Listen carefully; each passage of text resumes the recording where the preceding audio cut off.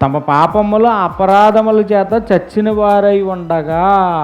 సమాజం అపరాధముల చేత పాపముల చేత చచ్చిపోయింది.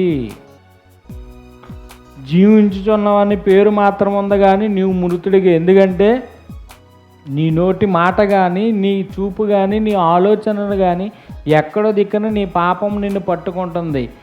దానిని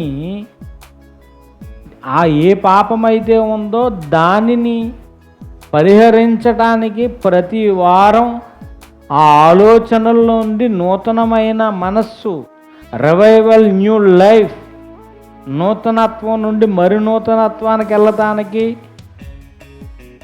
ఎప్పుడైతే అక్కడ ఆపేశావో దానిని విడిచి మరొక ఆలోచనల వైపు నువ్వు వెళ్ళటానికి, రిమెంబర్, నూతనమైన మనస్సు నీకు కలగటానికి ప్రతి వారం నువ్వు కూర్చుంటున్నప్పుడు, ఆయన శరీరాన్ని, ఆయన రక్తాన్ని తీసుకుంటున్నప్పుడు గతంలో నువ్వు ఏది చేస్తున్నావో అది పాపం అనుకున్నావో దాన్ని విడిచిపెట్టి నీ మనస్సాక్షికి, ఎందుకంటే ఆయన రక్తం మన మనస్సాక్షిని ఎంతో